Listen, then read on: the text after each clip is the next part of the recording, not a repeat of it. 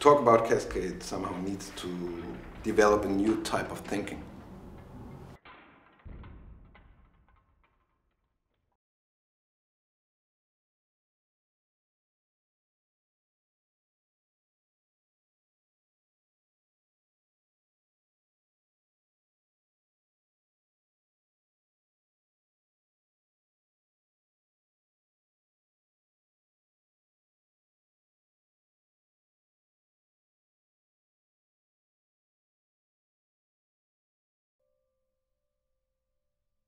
When we design the installation, the systems, the infrastructure, we didn't think about the potential impact. Cascading effect very often is related to surprise.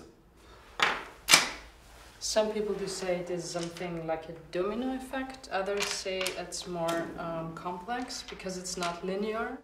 The domino effect, while it's kind of a starting point, it doesn't actually allow you to appreciate the complexity around the order of a cascading effect. There isn't one order, there isn't one way that it can cascade. So it's a cascade of effects. The source of the effect, we don't care so much. But the idea of the cascade is that it kind of flows, right? It connects and connects and connects and connects.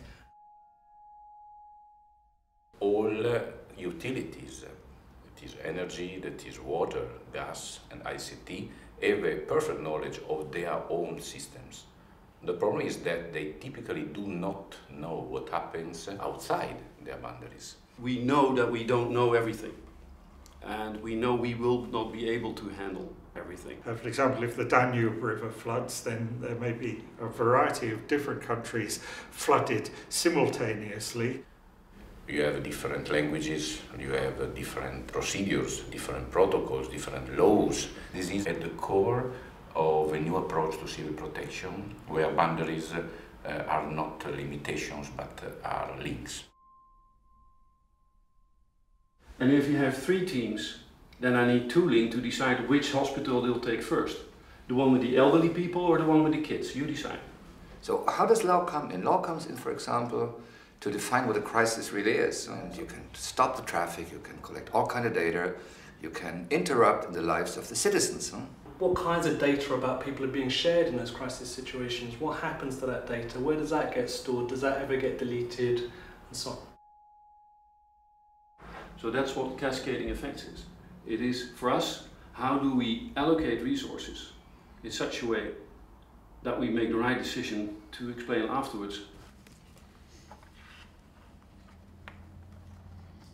The first phase where we are doing is theoretical analysis. The second piece of it is the modeling, right? How do you model decision points of a cascading crisis? We build a fortress scenario builder that will be useful for different stakeholders to collaboratively model their business in the case of a crisis.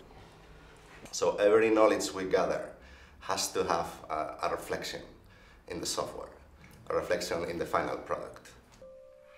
These are my wishes, that I get these decision tools to have a clear, quick overview of the situation, that I have simulation tools, and the third thing would be that we have training and coaching programs.